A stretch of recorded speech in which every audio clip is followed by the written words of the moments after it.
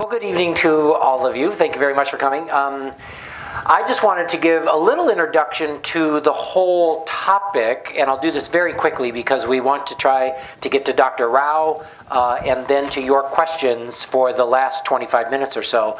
And so any of you who have had a chance to read this book yet know that it is not really sort of like a study of world religions. That's really not what we're trying to get at here. It's not primarily to give you information about different religions. The goal of the book is to address things at sort of a more basic human level, to address questions that everybody has, no matter who they are, where they're from, what their religion, what their faith is. And she does a great job of centering us in sort of our common humanity, identifying questions that we all have in our common humanity, and then using the major religious traditions of the world to address those questions in just basically humanly helpful ways. And so Dr. Rao, he's going to spend several minutes here at the beginning just sort of introducing Hinduism in general, and then talking through the 5 questions in the book that are associated with Hinduism. But it's not primarily kind of to teach about the religion so much as it is to teach about us as human beings and how that religion addresses some of those basic human questions. So I just wanted to put that up front as a context for reading the book. If you have not read it yet, thank you very much for coming, and go home and read it, because it's really terrific. So tonight is obviously Hinduism, and the first chapters, 2 through 6, there's one introductory chapter. And then next week is Buddhism. And so read those Buddhism chapters for next week. Great writing, easy to read, engaging. I think you'll really enjoy it. So if you don't have a copy yet, I know that they have some extra copies, or at least one more left. Maybe some of you already took it. One more left before you leave. So go ahead and read the book. And with that brief introduction, Dr. Rao is going to do a general introduction to Hinduism.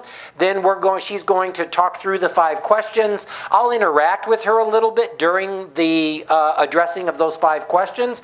And then we'll leave time for questions and conversation, hopefully for about the last 25 minutes. So, Andy, do stick us to the 10 minutes per, I think it's 10, right?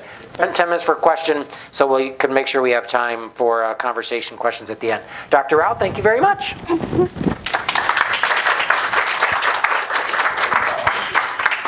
Thank you, Reverend. Thank you, Andrew, for having me here. Is this on? Yep. Okay, good.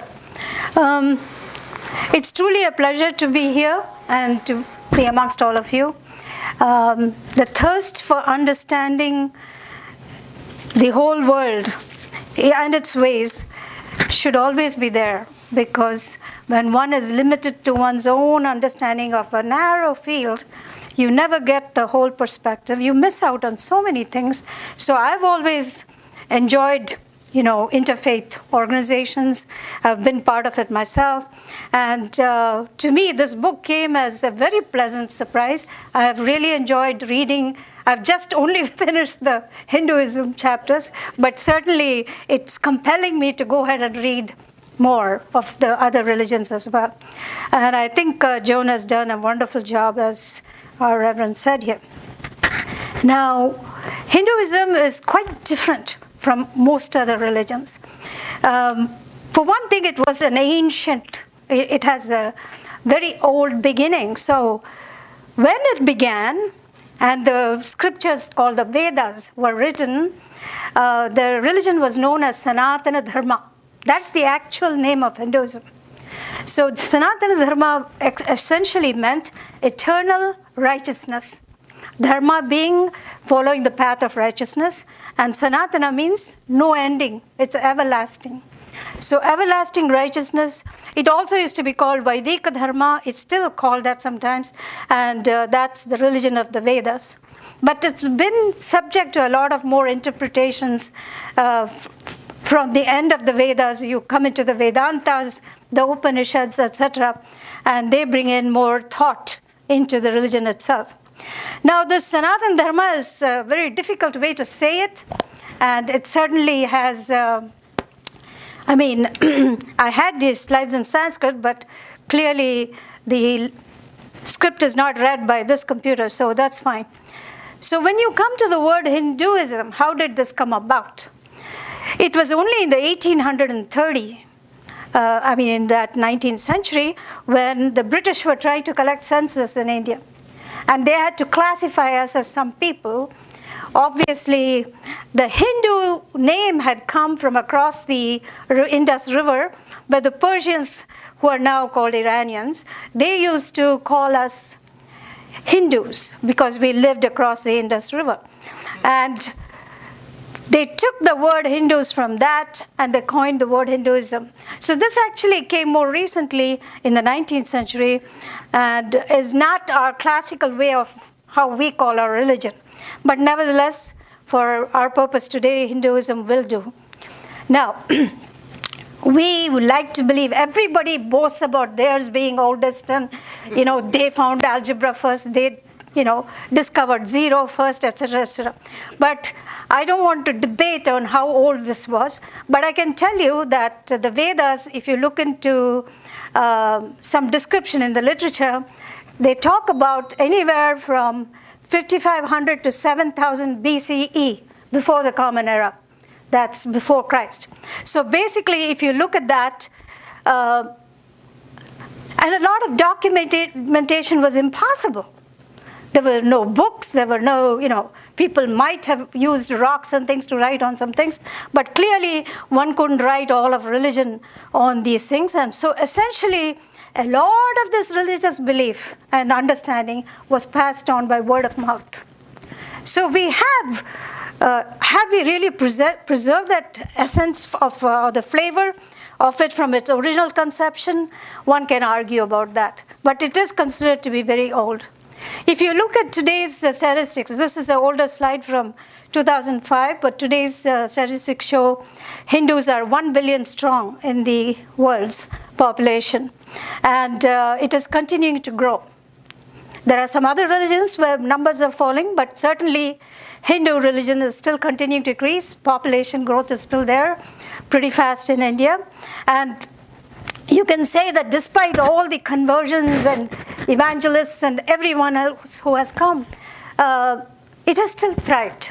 It has still, persisted, and people have continued to accept that as their religion. So overall, that is the numbers we're talking about. And if you see in the pie charts that adherence.com puts out, we are somewhere near 14%, and that hasn't changed very much even in the 2010 stats. That slide I couldn't introduce here because the computer was refusing to accept it at the hospital. Anyway, now, how is Hinduism defined? There's no way you can define Hinduism. It is a unique phenomena which defies definition. And one has to know that it's actually been practiced as a way of life. And so religion came into that practice of a way of life rather than religion dictating how you live. So it's kind of little difficult to understand for more organized religions. And what is very interesting in Hinduism is the concept of God is not central to it. Remember that, because the way of life, how you live, your duty, what is righteous, those are the dictums which determine how your life is lived and what karma you create for yourself and how the future lives that you come back and as reincarnated souls you will face. So in fact, this is very interesting to many that there is no central concept of God. Is there a God in it? Yes, there is. Every Hindu believes there is God. And every Hindu believes there's one God as the main supreme soul. But for reasons, again, which we will not argue or discuss, in those good old days when these people were coming up with explanations for the religion, you can understand why they had to have like a cabinet, a goddess of wealth, a goddess of knowledge, a god for thunder, so there were many different cabinets held. But in any case, we do believe that there's only, at least I have believed that there's only one God. And it's an ethnic religion. It has a metaphysical core that provides a religious interpretation to the whole of life. So, and this has all come through stories, scriptures, and many other things that we do look at.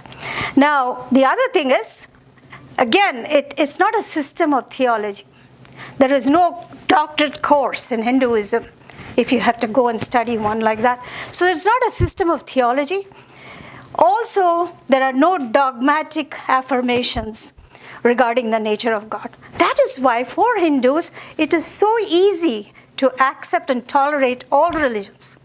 Because amongst ourselves, we have so many different beliefs, whether it is monotheism, polytheism, whether it is, even believing in animals and the nature and everything else. So one of the ways that Hindus have been able to accept other religions as well is that there are no dogmatic affirmations.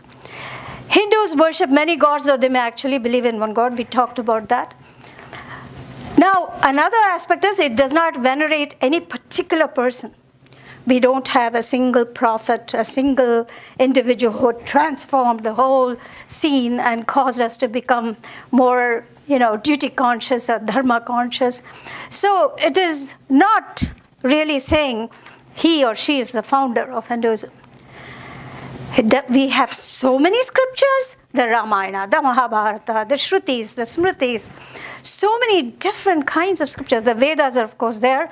And then at the end of each Veda, there is a Vedanta, which means like pulling out the essence from all that description in the Vedas. Vedas are more ritualistic. We're talking about rituals, how to say the prayers, how to do this, how to do that. But Vedanta actually goes into the essence of religion and what we need to live by. So that is more substantial in today's world. Also does not insist on any particular religious practice as being obligatory.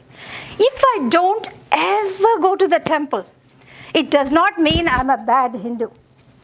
I can be an excellent Hindu, stay home, pray to my God where I want, how I want, and I would still be considered a good Hindu. So it is not measuring. So in Chicago per se, we have more than 100,000 Hindus. How many really attend temples? We have built almost a huge dozen temples that exist across greater Chicago. And how many people really visit temples? Maybe 25, maybe 30,000. So a large percentage of people don't even bother going to the temple. They do come to see the building. They do come to have some nice food in the cafeteria. And there are other things, but actually to go there to pray and to really be involved in studying how to grow spiritually, not many come. Not many. So it has never been said that you have to be, you're obligated to go to the church or to the temple. We said there is no dogma for doctrine, and freedom of thought allows for all shades. So, and there are different gurus who have come. Gurus are main saints who have taught us that these may be the paths. And we have Shankaracharya, Ramanujacharya, we have Basava, and we have also so many, Madhvacharya, from whom I come from. They were all different. One taught about an abstract understanding of religion and believed that the soul, our souls, and the Paramatma, the Supreme Soul, are all a continuum. So we're all part of that macrocosmos. And so there is divinity in each of us. One preached that. My particular, guru who comes from where I come, he says, no, God is different, man is different. Man might have created God in his image, but certainly we are not one and same. We cannot even stoop to that level to think we are close enough to God, because we can't even imagine who he is, how he is. So there are different aspects to this discussion, and this freedom is allowed. So you're not obligated to think only one way. Yes? Just a basic question. Back to religious practice for a second. So is there no such thing as like a weekly communal worship service? No. It's not you're not obligated to attend it. We conduct it. Oh yes. Okay. We have regular rituals in temples from morning till night. And they are 7 days a week. So it's not like a Sunday or a Friday thing. It's a whole week.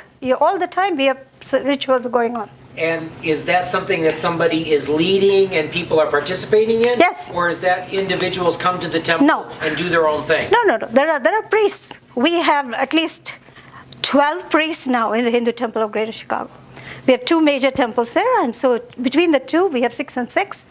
We have a lot of priests, and they are, of course, scheduled on clockwise, around the day. They also go home for home services to do rituals at homes. So we have definitely scheduled services. Okay. We have definitely, every Sunday there's a major worship. And every Saturday also there are major worships.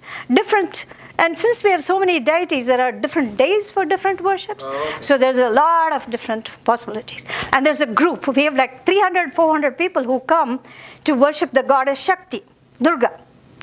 There are others who come, actually, this coming weekend, we have Madhvanavami. That's my guru's day when he departed from the world and went away. So we have like 200 people coming to that. Now, they're all different.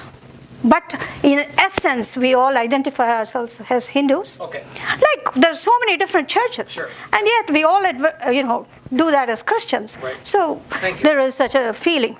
So anyway, going on to the next. I think you work hard now. Yeah. So, Every day of the week.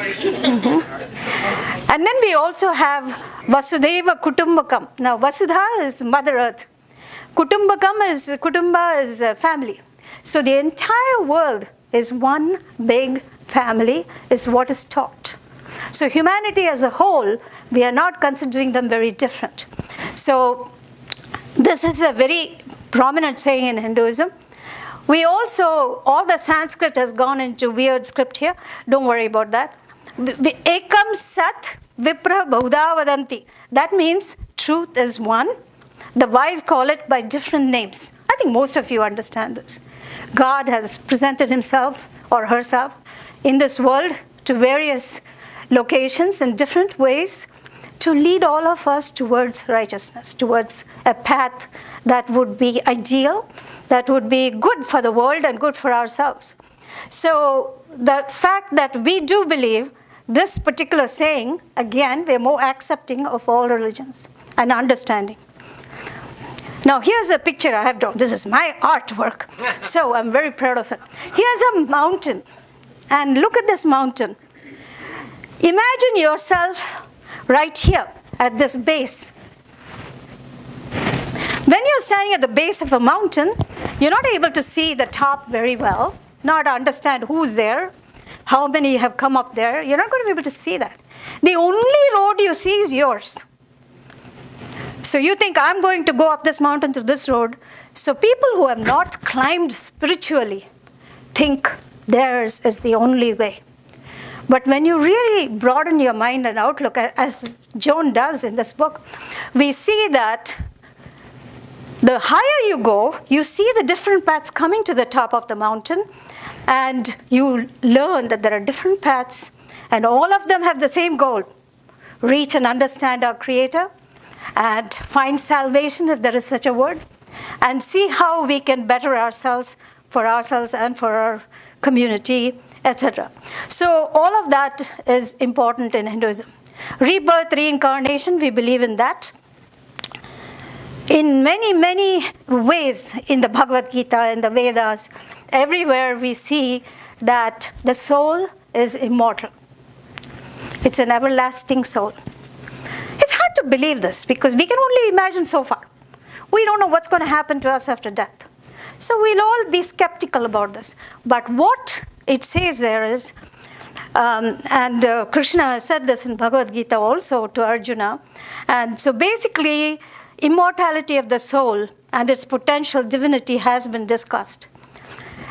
The ultimate goal is salvation, and you want to get relief from the cycle of birth and death with God, and you want to be one with God. That's the kind of heaven we are talking about. We are not imagining, as we have the word, literally, there's a word called swarga, which means heaven. But it's not, we're not really imagining it's like a paradise and we're going to be very happy times, all good goody things. We're not imagining that. We're talking more about spiritually connecting with God, and we've reached our final destination. Hinduism also believes in one thing, karma. It says, yes, God is forgiving, 70 times into 7 or whatever numbers you want to put. He is very forgiving. If you pray to him, he will decrease definitely your penalties. But you are accountable for your actions. There's no escape from that, because as you sow, so shall you reap. I mean, if we don't study for a test, we know the outcome. That is karma, but that is today's karma. Not only that, we're also bringing a huge baggage with us when we come into this world, take our birth from our previous lives. We have that baggage. And so sometimes when we cannot explain, how could this happen? I've been so good. A lot of my oncology patients, their parents ask me, hey, we've been so good. Why has God done this to my family? And the important thing to know there is, we can explain to be on basis of karma. Of course, if you've got to believe in that if you really want to understand that. So that's another fact. Then let me see what else. The other thing you need to know is Hindus are not actively engaged in converting people, because we accept that every religion is great and every religion has an important goal and they're all seeking the same definition. But can one become a Hindu? Yes. And one can be given diksha and can understand. Here's a guy, a Caucasian for all we know. You want some water? He went, no, I have it here, thank you. I think I've,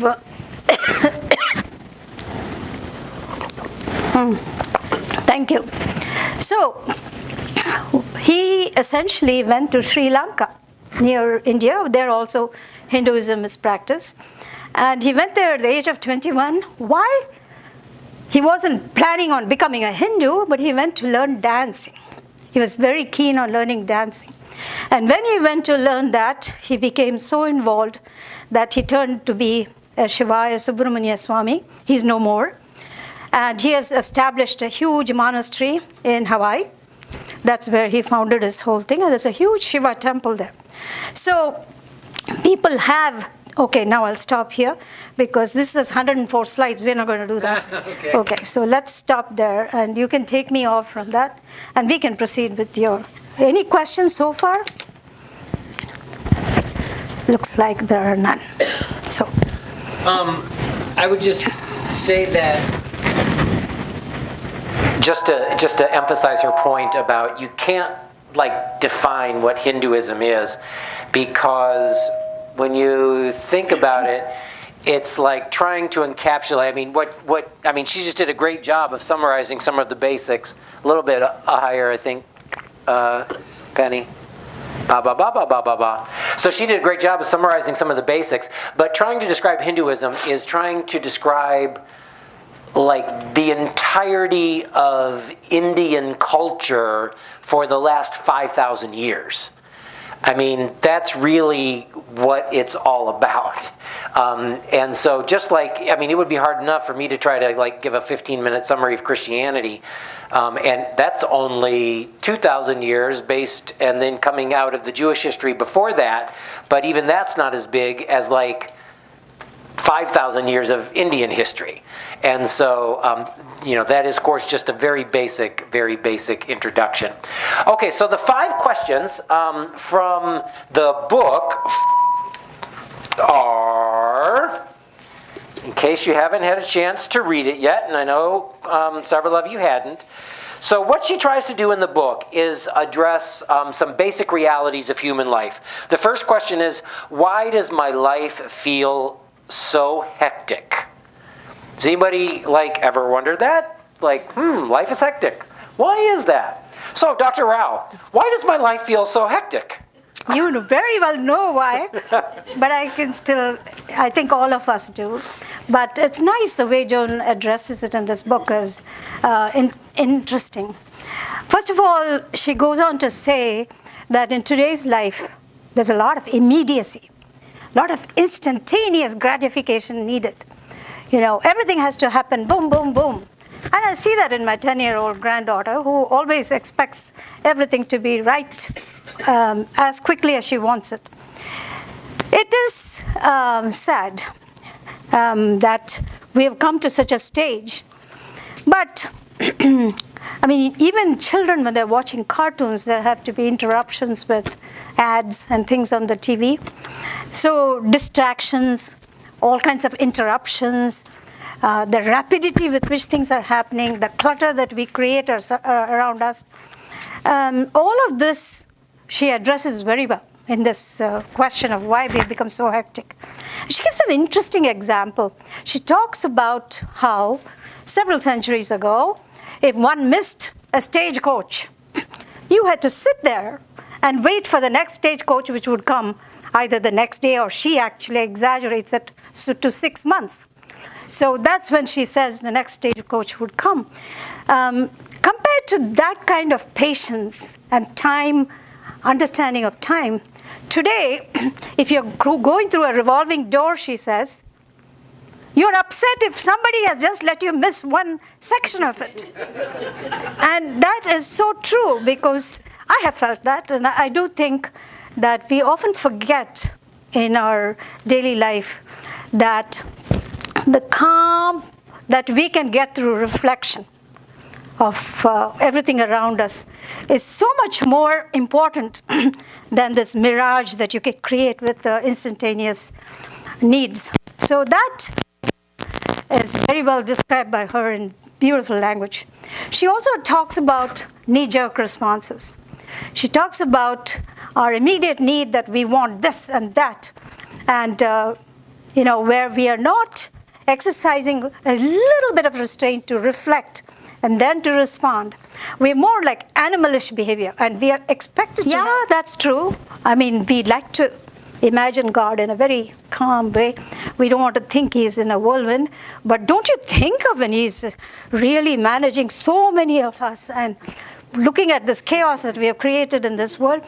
I wonder if he is not in the whirlwind, but let's hope he's not. Let's hope he has masterful control over all of that. But I want to share with you an example where my mom advised me once. And I grew up in convents, and many times going to Catholic schools, I had to be left in the boarding homes when my mother and father went out. And one time, I looked at the nuns, and I found them so peaceful. No one raised their voices, no one got mad. Whereas my children here sometimes have said they have met angry nuns. But in my time, they were all very calm. They were all Mount Carmel nuns. And they basically, I felt they were very peaceful. And at home, I saw these loud words between dad and mom. And I said, this was not for me. So I had decided to become a nun when I was in the 7th grade. And my mom said to me, what? First of all, we're not Christians. We don't recommend becoming nuns. Then I said, okay, but it's so peaceful. So she said, and she educated me. She said, it's easy to take yourself out of an environment. It's easy to be secure, guarded, protected from all evil thoughts, all different social perspectives. It's easier to reach God that way. So she says, what's the big deal in that? So she said, look at me. I'm a woman, I have children, I have a husband, I have all these social pressures. I'm fighting for money every day. I'm looking at different things. She described what was a whirlwind to me. And she said, but I still am close to my God. I'm still not forgetting him. Every day I think of him. Every day I pray to him. And so she said, it's not necessary, to think that escapism or something like that is needed. So she taught me how to stay with all these chaos around you, how to still be unshaken about your faith in God. And that helps a lot. And you grow spiritually thinking of all these things. But that experience was something that I will never forget that my mother taught me. Now, Joan in this book talks about a story about a genie. I don't know, again, how many of you have read this, but this genie is supposed to give this particular person everything he wants. So he's getting greedy. He wants buildings, he wants this, he wants that, he wants lots of money, and he wants to become a king.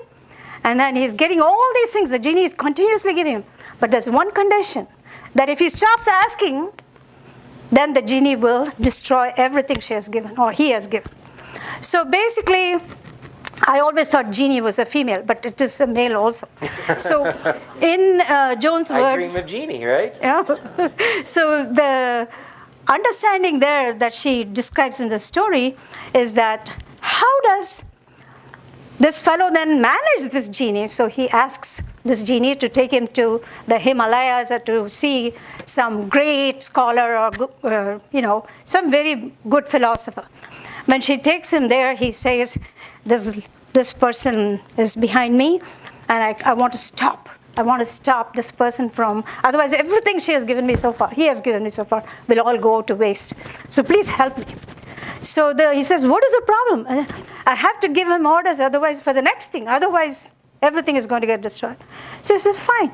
And he says, ask him to bring a long, tall pole, stick it firmly in the ground, ask him to keep climbing it up and down and up and down, and not to stop till you order him to stop.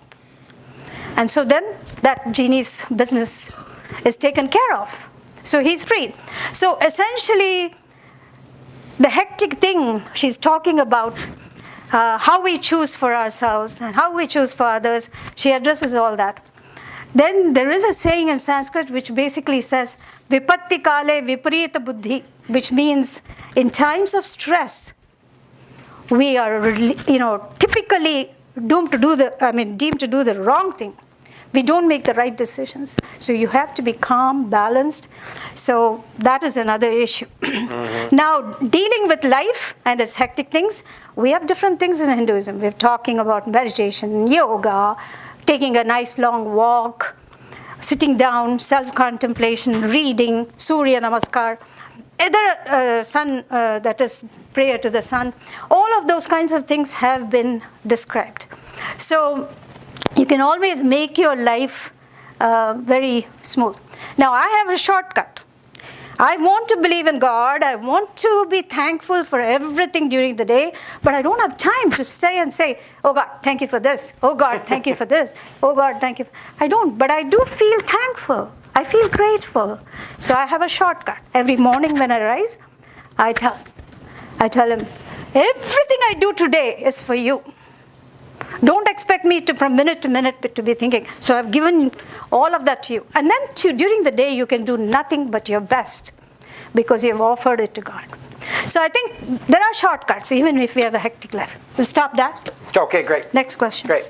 Yeah, that story about the genie, if you read the book, the story about the genie is great because it's like when the king, the guy who has become a king because the genie's given him all his wishes, goes to the wise man in the mountains. The wise man says, duh, all you have to do is tell the genie to climb up and down a pole until you tell it something else to do. And the guy is just like, oh, why didn't I think of that? Mm. And kind of the point of the story is that while you're stressed out about losing what you have, it makes you make bad decisions. And it's a really kind of insightful story because fear of loss is one of the reasons that we just keep, running the what's that thing, a hamster wheel. There you go.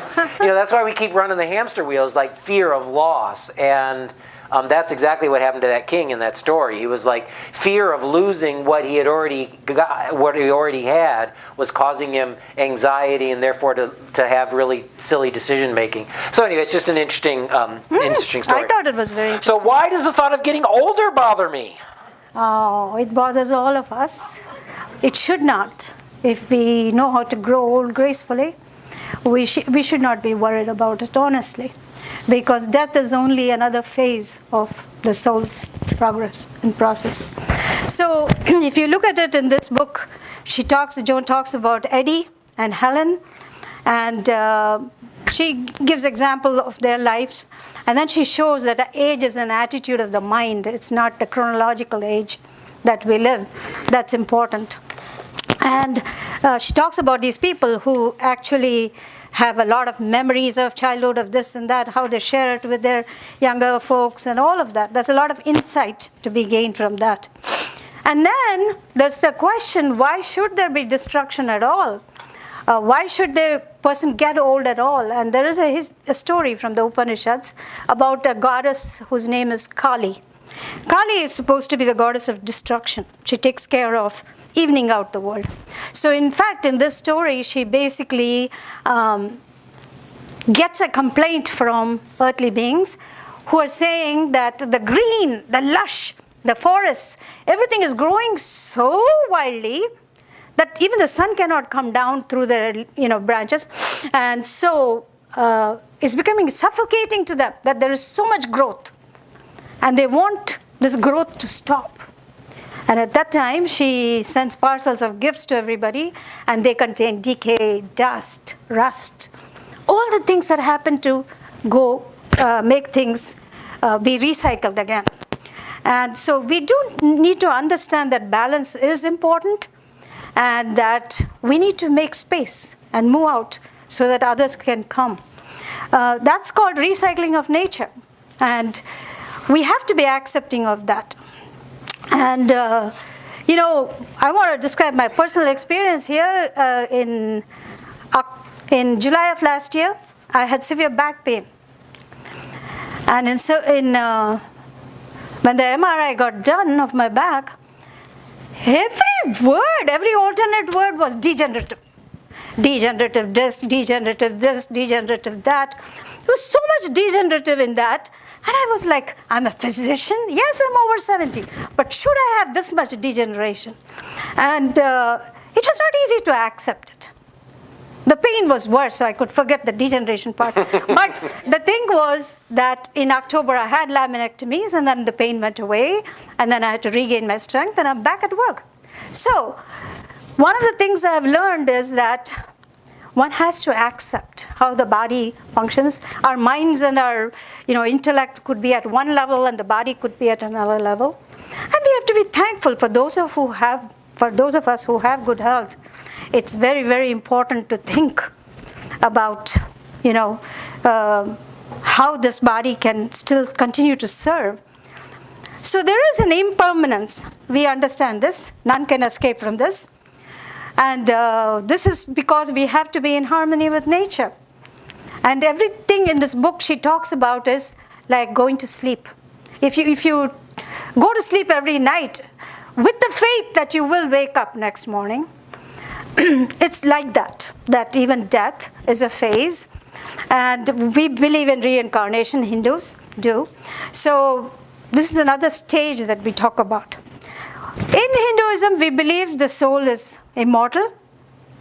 And one of the scenes that we are taught is the waves of the sea. They come to the shore and they go back into the sea.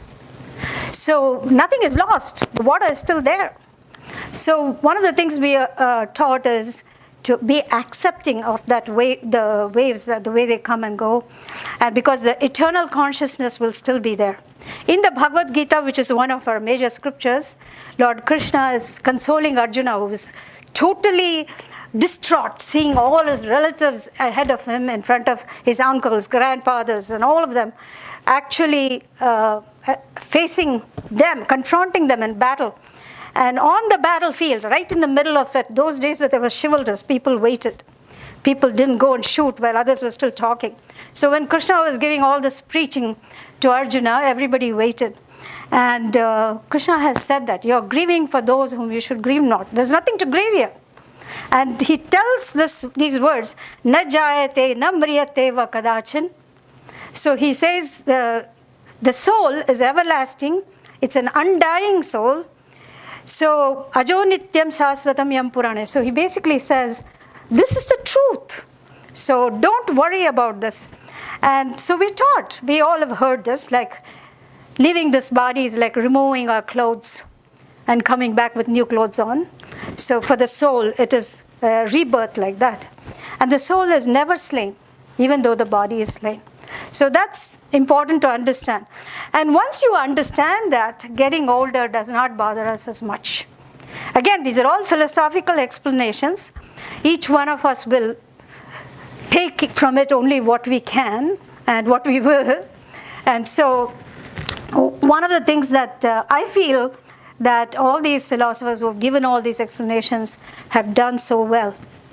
If you lived in India, do you think there'd be this, or is there the same kind of worship of youth culture that we have here, and a discounting of the elderly, a devaluing of experience and knowledge and wisdom? You're reminding me of Bernie. Okay, so no, in India today, it has copied the West so well that you will not find a difference. Even the young batch of residents coming from India or coming from international areas, I find them so different from the way I grew up. It's become a much more materialistic. Hectic, my word. The school students in high schools and schools there, we talk about Chicago schools and how much we need budgets and everything for this. But if you look there, those kids are, I'm telling you, they're working harder than anybody on this earth, the students. They are unbelievably motivated. They have to go to school all day, then they come back and take extra tuitions all evening, then they come back and do homework. So they're working like 18 to 20 hours a day. They hardly get 4 to 5 hours of sleep. Hectic has been put in there even in their school days. So one of the things that I feel is, the youth culture is gaining ground there as well, because we no longer have those joint extended families, and children are breaking out into their own groups. Yeah. And so with that divide, you are going to see disrespect. May not be intentional disrespect, but the glorifying respect we used to give our parents, that is not there anymore. There's a great line in this book, and I don't know how much you can, I found this to be incredibly profound, and I don't know how much of it comes out without getting the context of the whole chapter, but I'll just read one sentence. Well, actually, a brief story and then one sentence. So there's a woman, Margaret, who's in the hospital, and the doctor comes in and says, "Well, Margaret, I see that someone sent you beautiful flowers," the physician said to his patient as he made hospital rounds that day. "And well, they should, to a beautiful woman like you," he added. "Well, not exactly, doctor," Margaret answered. "To tell you the truth, I sent them to myself. I have noticed that patients who get flowers get more attention from the staff," she went on. "I suppose they figure that people who get flowers are still valuable enough to qualify for care." That's so profound. That is very profound. And then here's the line that goes with it. "When aging becomes a liability in corporate culture," and she uses that as a general term for all of American society. "When aging becomes a liability in corporate culture, youth becomes a low-cost commodity that is forever replaceable." It's a great line because it points out that exactly by devaluing age, we end up devaluing youth as well, which is really, I think, a fascinating insight. Yeah. Okay, so what does it mean to make a difference in the world? Oh boy, that's a hard question, but easily doable for everyone. I think each one of us has a capability to make a difference, because a difference does not necessarily mean a revolution, a changing the whole face of the earth. It doesn't. What we say drop in a bucket is important too. Every day we recycle. If we don't recycle that one little plastic ball or whatever that we should have put in the recycling, but we dump it into the garbage because of laziness or being rushed and hectic, whatever. I think all of those things can help make a difference. But we always value everything in terms of how much. So that's the issue. And she talks about that. She first talks about this particular individual whom she sees driving from one place to another. She often sees that same person sitting in the same place waving a white flag for peace. And makes no sense to her. Why is this person doing? What is this going to affect anybody? And she doesn't understand what all these thing is. But there's persistence. The fellow never gives up. He wants to say, let us be peaceful. And he just is showing this white flag. And she also talks about, does this one person make a difference? And so she, says, today we are thinking grand corporate schemes. We've got lots of human fiascos. We need a mighty military, she said. So big is important, money is important. These are the ways we look at things. So anytime you say you have to make a difference, you're always imagining either you have to become a president or you have to become something else. Otherwise, you cannot make a difference. And so, have you all heard this saying? In any moment of decision, the best thing you can do is the right thing. The next best thing is the wrong thing. And the worst thing you can do is nothing. Yeah. So I think that she brings out a particular story which is called a Jataka Tales. And actually Buddhism takes a lot of these stories from Hinduism and puts in. The king Brahmadatta, she talks about this particular story. And he is a king who is always in his palace and enjoying his women and wine and whatever. He's depicted very, like a very lowly, materialistic king. And then here is a tree which gives beautiful, tasty, delicious fruit, which is a mango fruit. I love mangoes. So basically this mango fruit, they're huge and it is growing. This tree is growing right by the side of the ocean there. And the monkeys have noticed this, and all these monkeys enjoy this tree and its fruit. Of course, the monkeys know that if humans come, they'll take over. So they guard it very carefully. But one day, a seed goes somewhere else, and of course, basically a fruit is caught by the king's fishermen in their net. And taking that fruit, the king wants it. Where is this? Where does it come? He sees it's very fragrant, it's very tasty. So he's asking what I want this tree. And so when an effort is made to obviously get over that, and the monkey king, the king of the monkeys, he wants to protect this tree and take away all his monkeys because this king is going to come. So how he transports all his monkeys on his back and falls to the ground and trying to protect the tree and the monkeys. It's very beautifully described in the story. Mm-hmm. And, what they are saying is that, it teaches a lesson to the king that love is more important than power. And it really shows. And she also says the sight of goodness has more power than all the forces against it.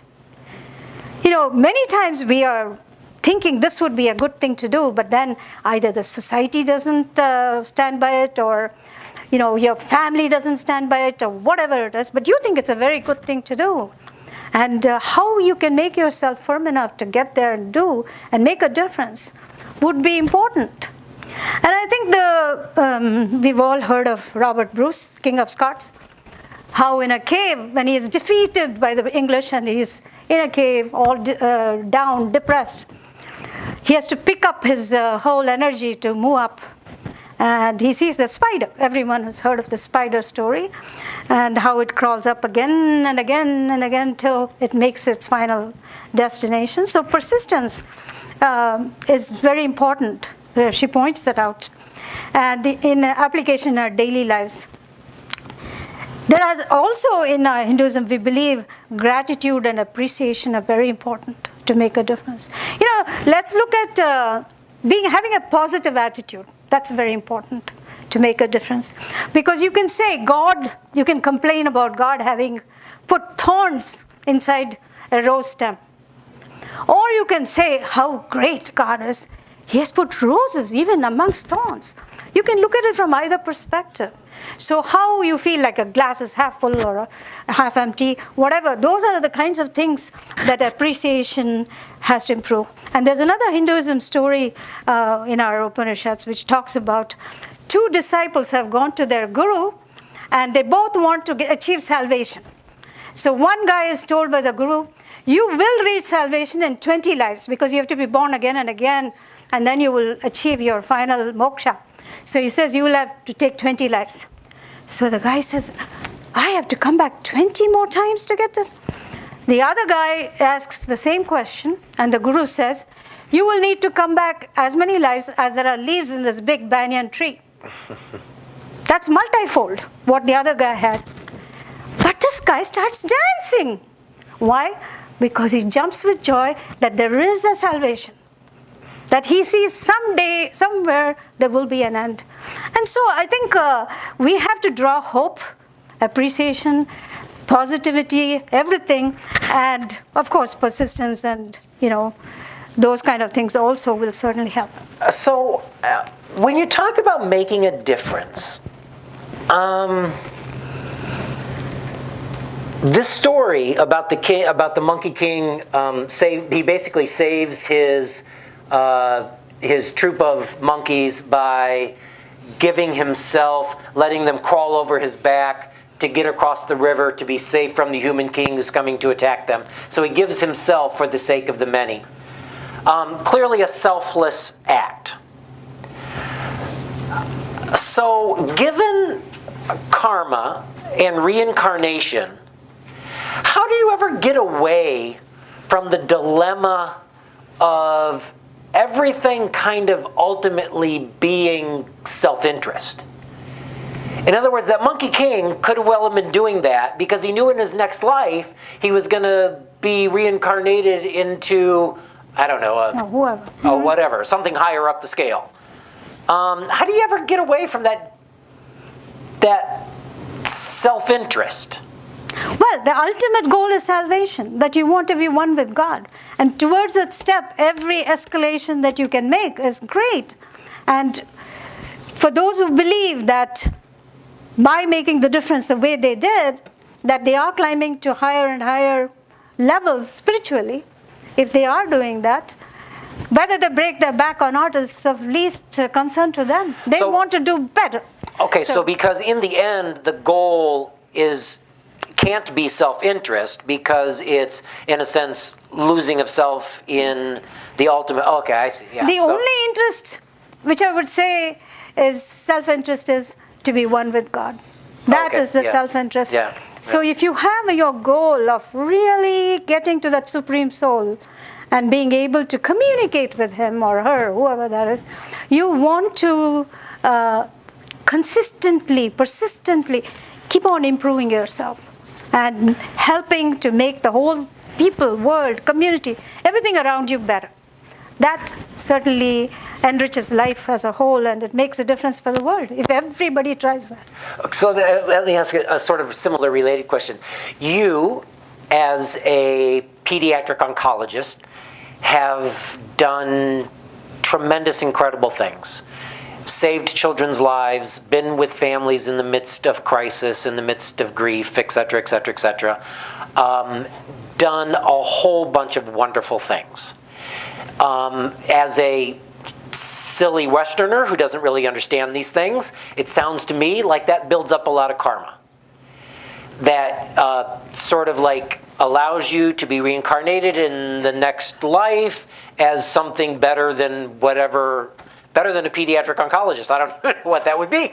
But does it work so that, say, a rural farmer in India who, I don't know, goes without food so his one child can live, does that like build up the same amount of karma as you do by...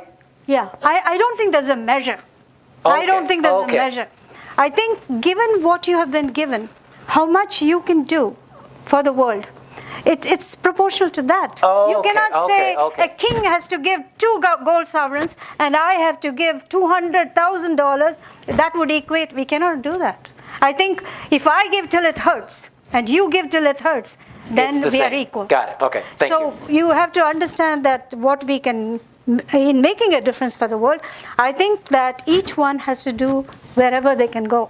Not everybody has the money to drive 2 hours to the temple every weekend. They don't have money for gas. That doesn't make them any less spiritually, But for the person who has everything and who just is lazy and doesn't want to do it, it's a different story. Got it. So I think you would evaluate. I hope God evaluates us all individually. And I have a strong faith in there's some accounting there. But clearly, whoever keeps that account, I should feel that even let's say there's no karma, there's nothing. Just believe that, doing good helps us. We feel rich inside when we have done something. I'll tell you, I've done all this oncology teaching, everything. But the greatest day of satisfaction that I felt was one day when the social worker was not there. And this child with sickle cell disease had pain. And I wrote to the gas company to please institute gas right away so that the child will not have a crisis, as the cold can really bring on pain. So I wrote that letter. Believe me, I have never felt more precious in my own bed because I had done that act. It was that little act, giving lots of chemos and curing people. When I started out in the 70s, mortality rate for pediatric oncology patients was 75%. I went to many funerals, as many as I can think. And then there was 25% survival rate. Today, it's the reverse. We have 75% success, 25% mortality. So in the 4 decades I've lived in this oncology field, I have seen a big sweep. So has every physician seen so many changes across the years. So to make sure we can get to questions, we talked on the phone yesterday, and I told her that question number 4 chapter about in the Hindu section, but I'm going to ask you to therefore make sure you go home and read it, and skip to the last question. How can I learn to let go of the past? Okay. All right, we'll get to that. In the spiritual question, we decided to skip this. Yep. Okay, all right, I'll come back to that at the end. How can I let go of the past? Again, here Joan describes 2 ladies, Emily and Annie, and she talks about how different paths they choose, how they choose different paths. One living in constant depression, anger because of what's happened to her and her family. And the other one finds the opportunity to make a new life, but decides otherwise. But overall, has sprung back and has not shrunk and shriveled into herself. So there is a choice that we all make. And I think letting go of the past is very important. Now, I'm not so sure that the story that's been put in here from the Hindu faith is the perfect example, but it's a good story, nevertheless. And it talks about Shiva and Parvati, the Hindu god and goddess, in the Holy Trinity that we have. Shiva is one of them. And Shiva's, he's out doing a lot of things, and Parvati is at home alone, and so she needs a companion. So she has created a child. She's essentially taken clay and breathed life into this model that she has made of a child. And this child is breathing life now and has become a playmate for her. And she's spending time with this kid. And one day, she goes in for a bath in the pool nearby, or pond, or whatever you want to call it. And Shiva comes. Now, Parvati will have instructed this child to guard and make sure no one enters, and please prevent anybody from coming in. When Shiva comes and this fellow doesn't let him come in, he gets angry and he says, "Who are you to, question me?" And basically the child's head is cut off. not knowing it's his own child because his wife has created this playmate. And when she comes out, she's very distressed, and she says, what did you do here? This was my, creation. And so he apologizes, and she bids him go out, and for the first living thing you can see, bring the head and let's put it on this kid because you have chopped off this head. So Shiva goes, and the first thing animals he sees is an elephant. So he brings the elephant's head and he puts it on this clay doll. And since this is for an oncologist who has dealt with autologous and allogenic and other transplants, this one is really baffling because this is xenogenic, that's species, different. But in any case, it was possible. And who are we to question if this was real or not? We accept it because the story is very revealing that such a change also could be accepted. Okay? And they live very happily ever after. So we know the fact that nothing is forever. We all, have to embrace the present, take from the past what we want, but more importantly, look to the future. And I'll tell you this, that when I came in 1972 to this country, I ended up in Chicago, and I've been here ever since. And I can tell you, my fears were unbelievable. I came from a very, comfy, protected environment into a crime city. A city where drugs and shooting and gangs and all this story were going on. And I said to him constantly, I said, you brought me here. I have 2 kids. And they're going to get bad. They're going to get into drugs, and something is going to happen to them. And from 72 to 77, for the first 5 years, I kept on bugging him. We're going back. We're going back. We have to go back. After our studies, we go back. And then I realized he wasn't going to budge. So then I had to come to an understanding. And then I realized, we're always wanting something else. And then I embraced what I had here. And today, if you try to send me to India, I won't even go. So things have changed. And one of the things we have to remember also in this letting go of the past is we have to be resilient. Those women who had to suffer through those ordeals and had to pick themselves up. I think resilience is a very important thing in the world. All of us agree. And I've always taught my children that you have to be like a bouncing ball. The harder you get hit to the ground, the higher you come up. You have to have that resilience. And if without that resilience, it's very easy to get into a pit and keep going deeper and deeper into it. So that is important so that we don't keep dwelling in the past and we have to move forward.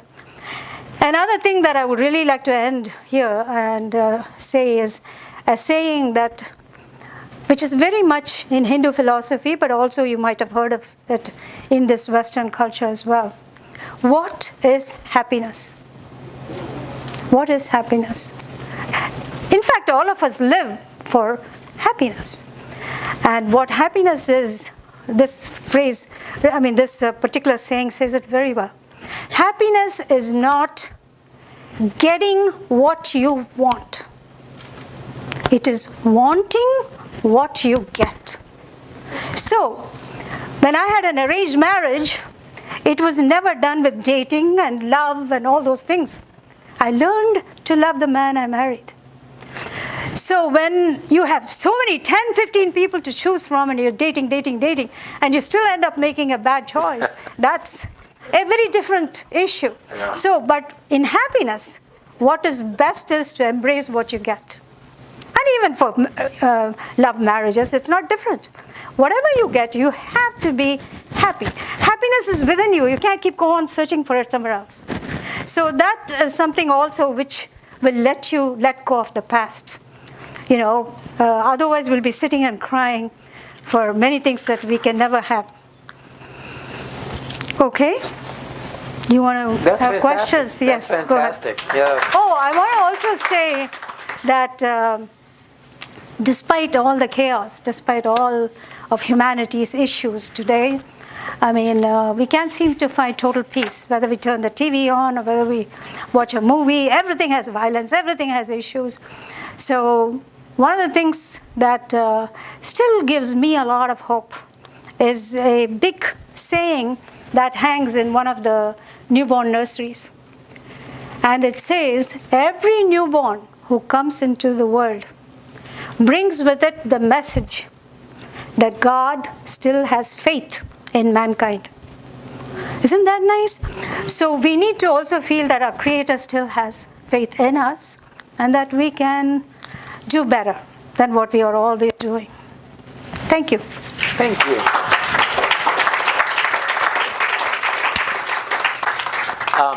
I don't mean to imply that Hinduism is only cool when it echoes Christianity, but I think it is really neat that the last line in the whole section about Hinduism is, it says, if the question is, how can I learn to let go of the past? The answer is simply that I must surrender the future to the God who created the past I so love, and who will companion me yet into the future I fear.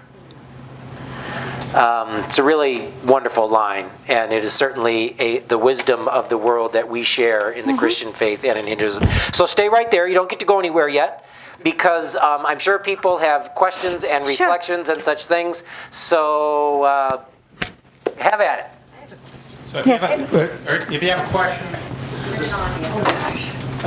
just Not use yet. the microphone because you're being recorded. Oh, On.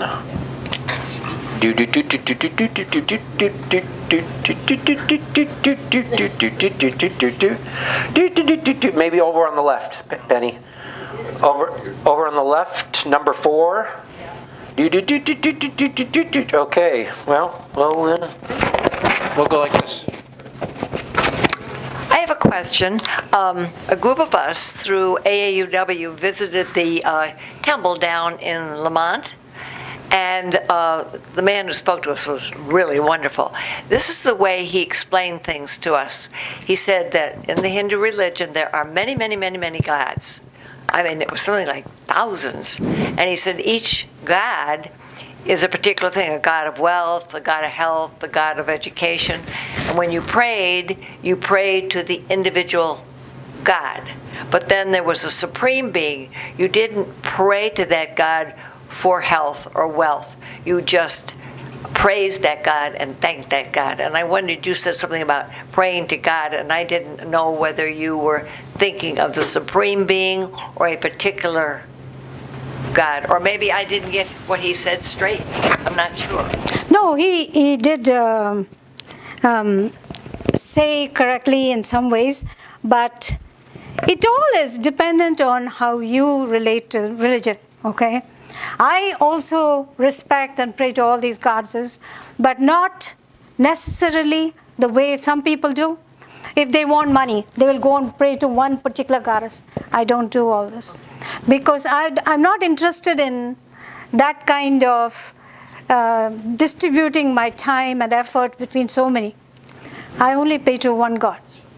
And for me, I have embodied him in the incarnation of Rama. Lord Rama is the one, that is the Rama temple, by the way. Even though we have so many other gods, it's mainly the Rama temple. And for me, to be a founder of the temple, to have really put in all my energy, investment, all my contributions, everything into the temple, is because I idolize that God. So basically, you can pick any, and you can pray to any, but ultimately, you do believe in that supreme being, that there's only one God. All Hindus believe that. But these are all like cabinet, ministers. They were probably, if you see many gods and goddesses have several hands. Some you'll see 8 hands, 4 hands. And that's because those artisans who were making those models were trying to imagine how many hands does God really need to take care of everything. That's just the mind. It is interpreted in that way. But can one God do all this? Of course, I think he has. I have faith. For those who have less of a faith, maybe they have to do much more. But clearly, I don't care who you pray to. You can pray to her. But I want you to give that a sincere feeling and why you're praying and why you're doing it, and feel that connection. I think there is a soul in each and every one of us, and if, as some Hindus believe, if there is divinity, the very fact that when I came in, Andrew immediately said namaste. The namaste actually means namaha te. That means I bow to the divinity within you. So each of us, I'll tell you this, you can be walking down Harvard University. You'll meet a professor along the way. You'll say, good afternoon, sir. He may not even wish you back. He'll just walk on his own. But if you go to a villager in India who has never had who's not literate, who just knows how to farm and that's it, the first thing he will do is namaste. So there is that spiritual connection and that belief that there is some good in you, and I bow to that.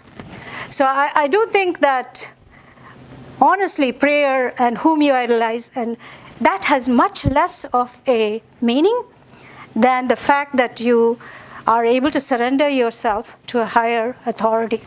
Okay, And what else? that's all I can say. Thank you. What else? This one's working too. I got a couple of great questions if you guys want to think a little bit more. So you're a physician. In Christianity, maybe not so much in the flavor of Christianity that we are part of here at Union Church, but in much of Christianity, and even in our kind of Christianity until fairly recently, there's always kind of a struggle about science. It's like science somehow threatens belief in God, because science tries to explain everything without God's intervention. So how does that whole thing work in your faith? We have nothing against science in Hinduism. We have nothing against it. We promote, we encourage knowledge in any form and sphere. Yeah, if you want to get into the intricacies of stem cell research or embryonic research and all that, yes, there are people with opposing views, in Hindus also. But at the same time, most science, it is not, there is a word in Sanskrit for science which is called vijnana. Jnana is knowledge, vijnana is scientific knowledge. So one of the things is it is never pushed down. We don't think anything less of it. I personally think that all of science has struggled to see man get better. And anything you could do to make humanity better and more, comfortable to live on this planet, it's okay in my book. But it may not be okay in everybody's book. But I can say this, that as a physician, what has impressed on me more is, and I don't know if I should share that story, but a 10-year-old who was dying asked me to come to sit near her bed, and when I sat down, she said, "What does it mean? What's going to happen to me?" I said, you tell me what's going to happen to you. And she said, "I think I'm going to die." I said, "You're right." Then she said, "Promise me something." I said, "I'll promise you. What is it that you want?" So she said, "Promise me you'll come to my funeral." 10-year-old asking me. So I said, "What would I do there? I haven't done anything for you here." And so she said that I will feel safe if you're there. Well, I did go to her funeral. I don't know if she felt safe or not, but certainly I did go for respecting her wishes. But what I'm saying to you is that religion and profession and the work we do are all so interconnected. To me, all these oncology kids who have died have taught me one thing, that they were cheated out of their lifetime. And for me, that has become a lesson to live my life as well as I can. Every moment is precious. So it has given me a quality that I have to do the best I can, because that child did not have that chance. I think so, every profession we are in shapes us and educates us. So science in many ways educates us. Sometimes it challenges us also. Should I take this path? Should I take this path? But I don't think Hinduism itself, because it's such an ancient religion, there's no dictum written down that this is bad or this is good. It has left the freedom to us to choose what we would like, if I'm answering your question. Yeah, that was absolutely. Go That's ahead. an absolutely amazing story. Okay, what else? Yes, The reincarnation. just a minute. The reincarnation. Can you come back 20 times, 3 times? Do you come back as another person? Do you come back as a butterfly? I mean, I can't grasp it. Yeah. Well, they do say that depending on your karma, you will either get a better life or you may be going on to a lower life. And it may be a butterfly, it may be a cockroach, it may be anything. Maybe a snake you may turn out. But it is considered that with higher and higher living, you are not necessarily going to be born a king or a president in your next life, but it is the fact that you're polishing your spiritual nature so that, you will ultimately think. You folks are here today. Why are there so many others who are not here? If you think about that, there's a difference. And in my book, you are more spiritually evolved. You're seeking something more than what you already are. So that kind of a thing, if you have that, you will hope that in your next life you're not going to come. But if you're a mean brute, you are going to suffer for those deeds. God is not going to spare you, I think. He's a just God. But at the same time, we like to believe in faith and prayer that He's forgiving as well. We do believe that. He's been called the ocean of compassion and all of that. So Hindus believe that there's forgiveness. And we are taught to forgive one another. Yeah. Professor in Wheaton just got in trouble for... Professor in Wheaton just got some bad press for saying that her religion's God was really the same as another religion's God that was Muslim and Christian.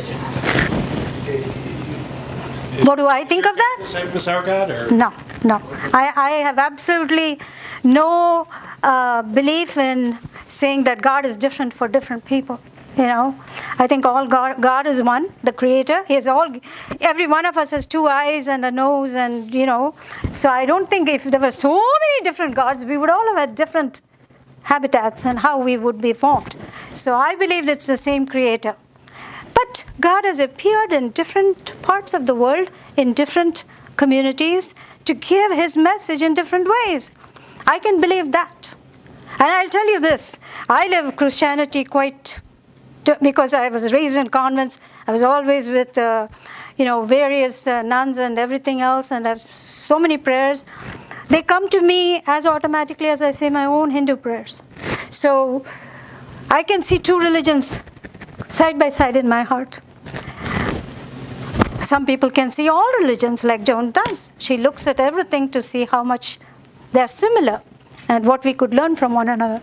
So I think that to condemn a professor because she thinks or makes a comment like that is what I would say is it's not thought out rationally. The thought process of penalizing her, removing her from her position, all of that speaks to the narrowness of mind. Because whether you believe all gods are one, or whether you believe Christ is the only supreme Savior, does it matter? To whom does it matter? To you.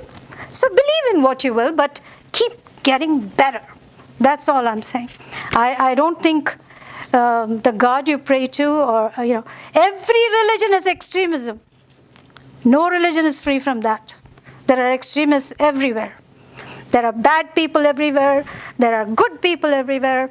And I think to generalize is a bad term. So there is like some version of like Hindu fundamentalism somewhere, or even like Hindu, I don't know, violent extremism? Oh, yes. Yeah. Oh, yes. Oh, yes.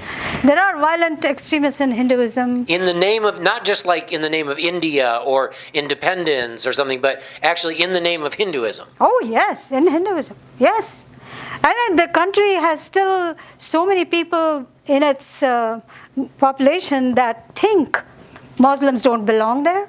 There are people who believe that there are different versions of the justice system written for the Muslims separately and Hindus separately. They feel all that. They feel the differences. And there are extremists who have burned down mosques and, fought, and there are others who have burned down temples also. So the Mughal invasions that we had in India, we saw a lot of what we would generally call barbarism. But it doesn't mean all of the Muslim population is bad either way, But there is not understanding a religion and commenting half and half on anything would be totally being not truthful. I would say, so when they make those kind of comments and, take that lady out, I don't know why she had to go and say all that. She could have believed in it and not just spoken it up. But to wear a scarf and go just for that, I think when you do those kind of extreme actions, people are going to respond. And people feel compelled to respond. You can't help that. Yeah. I think everywhere there are those factions. There is a lot of Hindu fundamentals, believe me. Okay. I have dealt with them. So one of the, probably the most well-known representative of Hinduism in the modern world is Mahatma Gandhi. Just reflect for a minute on the significance of his life and what it really was that made him special? I think the thing that was number one is he had to have for his motherland. He had a lot of patriotic love for his motherland. He was not going to be subjecting to the British who were ruling India at the time. He rebelled against it because he was very ill-treated by the British when he was still in South Africa. So he had come with that experience, and so he rebelled against it. He found that India did not have the resources to fight the British. It had a lot of population, but we didn't have guns, we didn't have anything that could equate and really take over the might of the British. So I think, intellectually speaking, he was a giant because he realized we cannot do this with violence. We can only do this with non-violence. And even to the extent he does a salt march where he refuses to buy the salt which has come from England and actually does produce salt near the sea. All of those things, what it speaks of is rebellion. And he wanted the British to go, but he did not want a war. He did not want bloodshed. So he tried to do it in the non-violent way. Did he succeed? No. There was a lot of violence with it. The partition between India and Pakistan, there was a lot of bloodshed. So I don't think he was very successful. And I notice that there have been a lot of movies which project him as a very unkind parent, as an unkind husband, and different kinds of ways.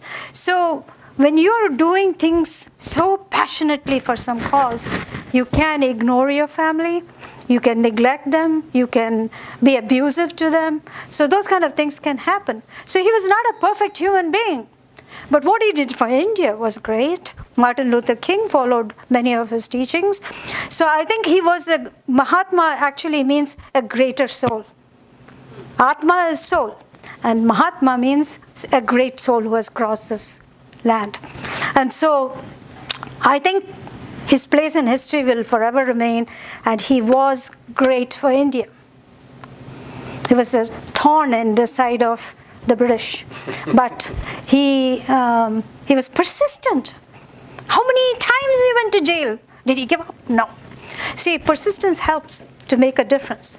And he made a difference. He made a big difference and he also set the Hindu philosophy of nonviolence, which is actually more borrowed from the Buddhist philosophy. because Indians were eating meat before Buddhism came.